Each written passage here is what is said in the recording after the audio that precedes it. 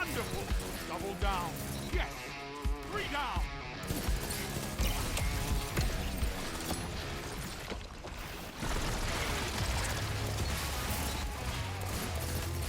Now you're double down. That's why we have fire team. Triple down. Fantastic work.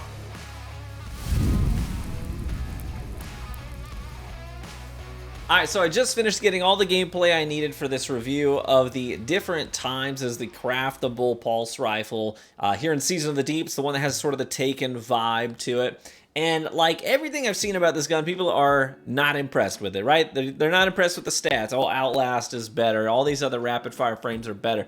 They're not impressed with the perk pool. Oh, you can get those combinations on any other pulse rifle. And so it tends to fly under the radar. I don't see it used very often. And eventually I got around to crafting mine. And something I learned about this gun is that it has a sky-high ceiling. It has so much potential. But the thing about this gun is it is not an equip and profit gun. You know, most people, they go out there, they want to find a gun that's just like, hey, if I put it in my inventory, if I equip it on my character, it's just going to do good things, right? Most people, they don't want to have to think about stuff. They don't want to have to make a build around stuff. They just want to have a gun that they can point and they can shoot, and it's going to perform very well. Now, different times can perform very well, but it needs a dancing partner in order to really reach its maximum potential. What it really needs is a solid Strand build. Right out of the gate, some of you might be thinking, okay, well, you already lost me, right? Strand is just not overly used right now in PvP outside of the Hunter kit, which is really solid. But usage rates right now are just atrocious for Broodweavers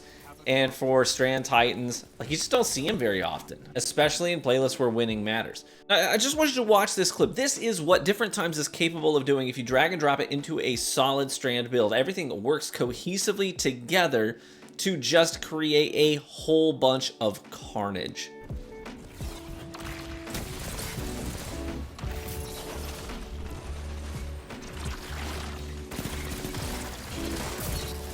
Double down.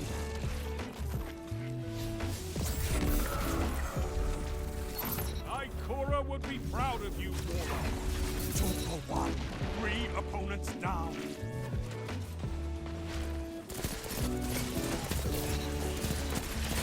Two for 1. Triple down. No C captured. That's a power play.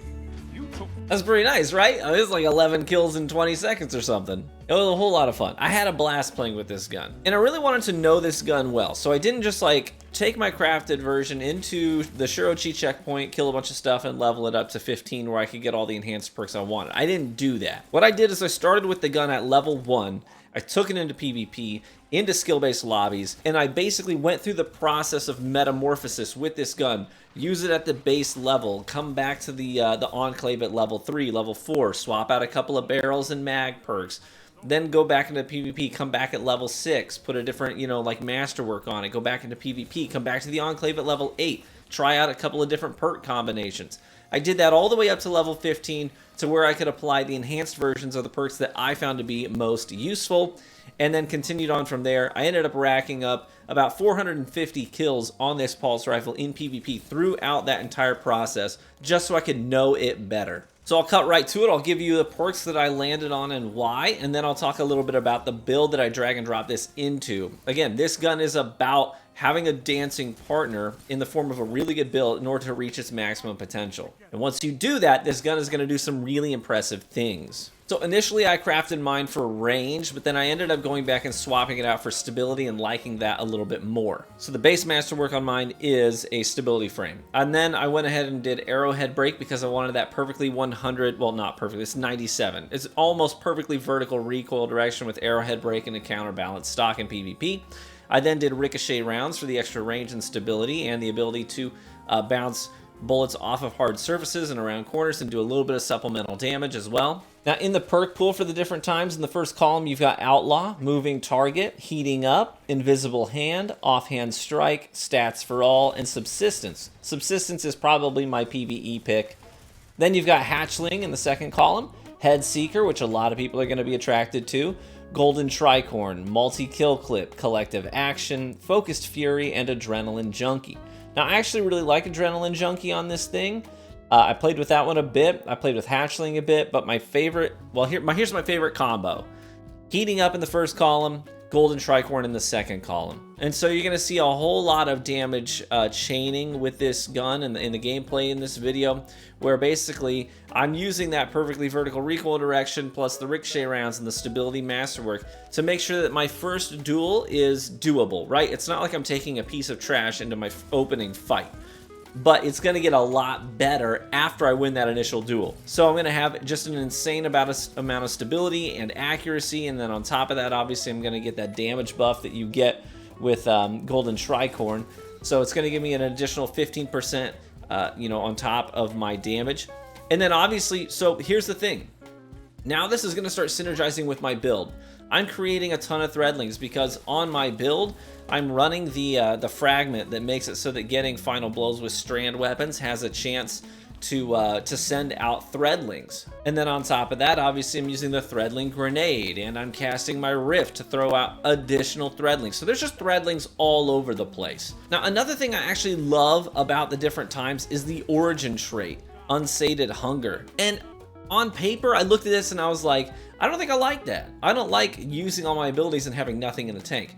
But I grew to actually just love this origin trait in this specific build with this specific playstyle, because I want to be using my abilities as much as possible in order to maximize the potential of Golden Tricorn. So it's sort of forcing me to remember to use my abilities, specifically the Arcane Needle. I got a lot better at using the Arcane Needle because I was cognizant of my need to use it. Obviously, you can stack up to 3 charges of the Arcane Needle, and so I was more cognizant about leading my fights with it, throwing that needle in first, and oftentimes it would miss, but oftentimes it would hit somebody who would just come around the corner to challenge me, and now I've got a little bit of a head start in that duel. I also use those Arcane Needles to finish off maybe guy number 2, get the first kill with the pulse, weaken the second guy, throw the needle, kill him. Now I've got Golden Tricorn maxed out and ready to go with big damage. But Unsated Hunger, I thought in my head, like, man, the trade-off is that it can't be that good, right? To lose all of my abilities just to get a little bit of handling, reload, and stability, I'm not sure that's worth the trade-off. But what I found is that when Unsated Hunger is active,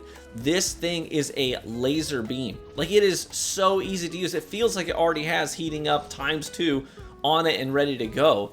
When Unsated Hunger is active, it was insane. I was like laser beaming people at ranges that rapid fire frame pulse rifles, they don't do that. That's not normal. I was really impressed with this origin trait, and so I'm looking forward to crafting the other weapons in the seasonal lineup and seeing how they feel with this as well. But specifically on a rapid fire frame pulse rifle, the stability buff that you get from that, plus the handling buff that you get from that, because handling is one of the downsides of these rapid fire frame pulses. They have terrible handling.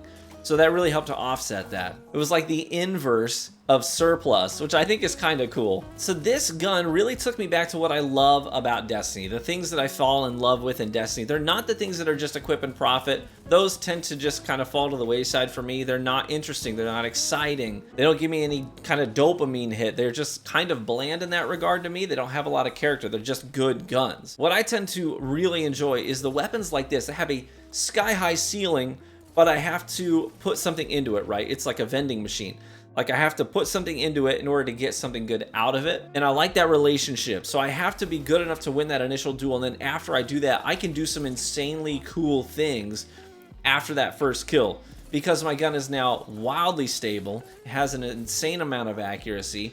It has more damage that's dishing out, which also means that it then in turn has more range. And it's creating all of these threadlings in my engagements and sending them throughout the entire battlefield, which gives me something else to take the attention off of me. And it's just organically, sometimes because of all those threadlings that are being created, it's just organically getting the Golden Tricorn perk to kick into its fullest effect. I gotta say, I had an absolute riot using this gun in PvP, getting the gameplay for this video. I hope you enjoy the gameplay. I hope it's been entertaining, but I hope that you enjoyed this video. If you did, feel free to leave a like on it. Let me know, is different times doing it for you? Are you finding that it has that sky-high ceiling, same as me? Or did you just pick it up, try it just like you would any other gun, and then toss it aside? Let me know in the comments section. Thank you so much for watching this video. Just a heads up, I do have a couple of other sponsored videos that are going to be going out in the next week or so. So don't be surprised if you see an ad read in those. Feel free to skip those if you don't like them. If they don't interest you, it doesn't bother me at all if you skip those ad reads. They're so easy to do. All you do is click on the cursor and drag it forward like a minute. because most of these people require 60 to 90 seconds for their ad reads. Drag it forward a minute, see if it's done, and go from there if the product does not interest you. Thank you so much for your patience, and a big shout out to any of you who interacted with my Starfield content. Hey, that means the world to me that you would click on my variety content. I know that, you know, almost all of you are here exclusively for Destiny content, so when I upload videos like that, anyone who clicks on those, you are my hero, because every now and then I need a break from Destiny. I can't do this every day for my entire career, you know what I'm saying? Like, there are days where I'm like, I want to disengage with Destiny, I want to do something else. So when I upload those videos, it really means the world to me when you click on them. Thank you so much for your support. Feel free to subscribe for additional Destiny content. Be warm and well fed, my friends, and I hope to catch you in the Crucible. Bye-bye. Okay, so real quick, there's a distinction I'm realizing now after the fact that I forgot to make during the video. So this is important, cliff note, you know, a little asterisk here. Golden Tricorn ×2, getting that to activate means you have to get the weapon kill, and then you have to get an ability final blow while the timer is active. That ability final blow, there is a caveat there. It cannot be from a threadling that was made from your Rift cast animation, or a threadling that was made from the fragment that makes threadlings on strand weapon final blows sometimes. It has to be specifically a threadling from your grenade, from your threadling grenade. I understand why, I guess it's for balance purposes, like I get that, but I do wish that just for Unity's sake, any threadling final blow, whether it was from your grenade, your rift, or your weapon, would activate that Golden Tricorn ×2.